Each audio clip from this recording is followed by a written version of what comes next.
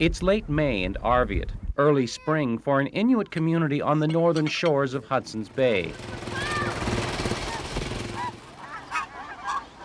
The coming of the geese marks the change in the Arctic seasons. But this year, it also marks a radical change in Canadian wildlife management.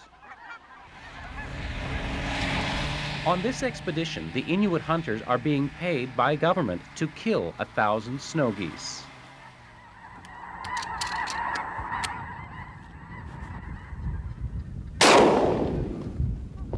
It's the first tiny step in a new and controversial direction, part of an initiative whose eventual goal is to kill millions of snow geese in order to stop the impact the birds are having on Arctic marshes. There's more and more geese, so you would think that'd be a good thing. But if you look at the land where the geese have their nests and raise their young, they've pretty well eaten all the grass out, and it's just a big bog. In the mid-70s, there were fewer than 1 million mid-continent lesser snow geese in North America. In the years since, their population has exploded. Mostly because they've been protected from hunters and fed by farmers. The geese have taken to raiding the grain fields that lie along their migration routes from Texas through the Central Plains. Today, there are well over 7 million snow geese. And if nothing changes, next year there will be 500,000 more.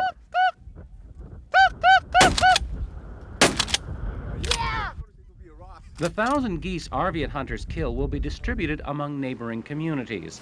It's a job they're proud to do. But they can't help wondering about a reversal in federal policy that restricted their hunt for more than 30 years. If the biologist people did not want them killed that many years ago, maybe they made a mistake, because right now there are too many now. Rocky Rockwell is one of those biologists. He admits his generation of scientists and the governments they advise blew it.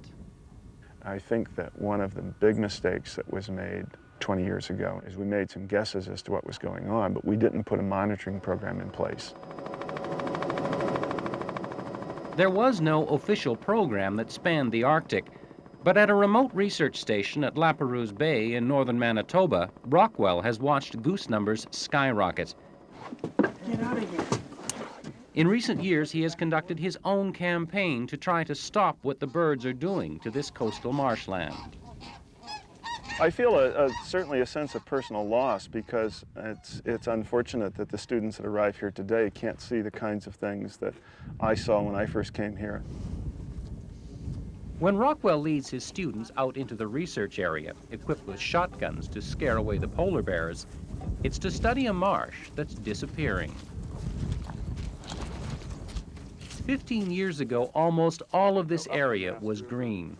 But now, in much of Lapérouse Bay, the green is confined to these net enclosures. Set up in the early 80s to keep the geese out, they offer mute testimony to the changes brought by the birds. This is what this terrain looked like when I first started coming up here in '69 and '70. The willows are dead, the ponds are dry, and the earth looks sort of like a salt dome. So there's nothing for those birds to feed on. But even though they've grubbed out much of their traditional nesting grounds, their numbers continue to grow. What's happening is those birds aren't dying, though. Those birds are just moving a little bit more inland, and they're just spreading this whole thing with them. Satellite photos show how the degraded areas of Lapérouse Bay have spread in just 20 years. The color-enhanced sections show where marsh and inland areas have been eaten away. And Rockwell says it's not just happening here. We flew the whole west coast of Hudson Bay, south of Northwest Territories, all the way to the southern tip of James Bay, and there are only 2 or 3 very small spots that we found that still have what we would even start to call healthy vegetation. Rockwell believes the best way to secure the future of the tundra marshes is to allow hunters across North America longer snow goose seasons and tools that are right now illegal, and hope they will kill enough geese to make a difference here. it's happening very quickly, and something needs to be done or we're going to lose the whole ecosystem. It's not easy to recommend killing millions of the birds Rockwell has spent most of his career trying to protect, but it will prove even harder to persuade others it's for the best.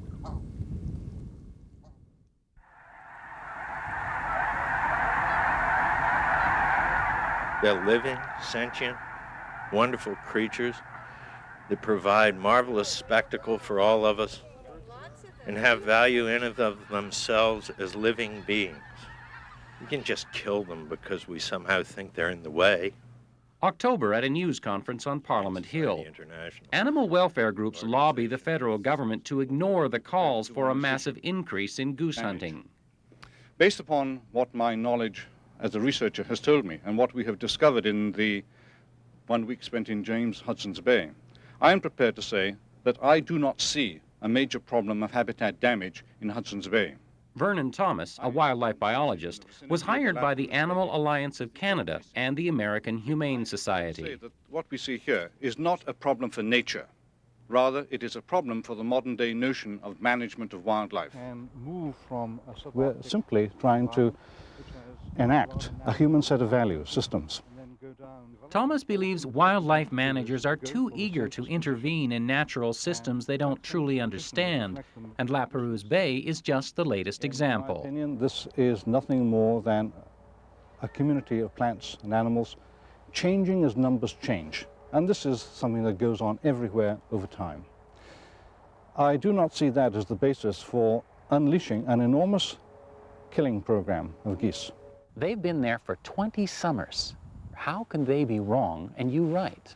I'm not doubting their observations. It's their interpretations that I have issues with. If they want to maintain that marsh area, that salt marsh area around La Perouse Bay in an eternal goose grazing lawn, fine, but make that as your objective. One more bites the dust. Rocky Rockwell remains convinced there is a problem, that people caused it, and that people are morally obligated to try to fix it, and not just for the sake of the goose grazing lawns of La Perouse Bay. There are huge flocks of shorebirds coming back through here, but there's very little in the marsh for them to feed on. In some of the very degraded areas, the invertebrates that the shorebirds feed on just aren't there. They just don't exist. Some of those shorebird species seem to have disappeared entirely from La Perouse Bay. We don't hear yellow rails, and we don't see as many ducks, and we don't see as many shorebirds. Rockwell uses that troubling aspect of the changes here to try to get people in the South to care. It's one thing for me to show graphs of snow goose populations increasing, but when I show them the graphs that show that stilt sandpipers in this region are decreasing and yellow rails are non-existent in this area, suddenly their interest is there. And suddenly, oh, well, this is a problem. Some of those species have found other places to nest and feed, but Rockwell believes the huge goose populations could still put them at risk because of disease. Each of those colored flags marks a nest, and overcrowded nesting areas like this one are also a breeding ground for avian cholera. A recent outbreak along the migration flyaway in the central U.S. killed tens of thousands of snow geese.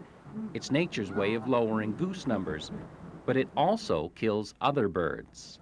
The same exact strain of avian cholera that kills snow geese also kills piping plovers, which is an endangered species, kills bald eagles.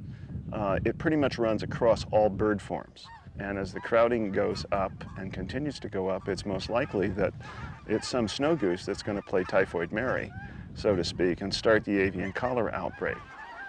Rockwell would like to say that if 2 million geese are killed, that nightmare and the habitat damage at La Perouse Bay will go away. He can't. We think this is the best answer, but we're not 100% sure. There are no simple solutions to such huge changes in complex ecosystems. Rockwell can only be sure that by intervening, we might make an important difference. And we will certainly learn valuable new lessons in wildlife management. All of our wildlife programs, all of our management programs, we teach the students, this is what you do when this species goes down the tubes. maybe we should have the flip side of the Endangered Species Act, which means the Too Plentiful Species Act, and we should have mechanisms that kick in automatically. Well, but you also want to But it's just that idea of what do we try to control next that most concerns Vernon Thomas. Are we suddenly going to say, well, my God, there are too many robins? They're eating all the berries? I see this as the thin edge of a wedge, where we suddenly see numbers doing something that gives us a fear. But if we take this approach with geese, what are we going to stop at? And I think it's management for the sake of management. In the end, the issue must be dealt with by governments. The same governments that told the Inuit 30 years ago to lay off the snow geese, and now want their help again. If paid to hunt, the Inuit will hunt, but on their terms. They refuse to kill what they can't eat. What, to bury it and put it in the ground? Put it in the garbage? ground just to get rid of it. No way. Inuit, no way. Even if I help with their problems, I don't care, but it's my life. When it's springtime, I go out hunting geese and we ate them. And if Native people are hoping that this time the Southern experts will be right, Rockwell has a message for them. They sort of look at us with amusement to start with. The relations with them would be much better if we were just to admit that, look, this is our best guess as to what should happen.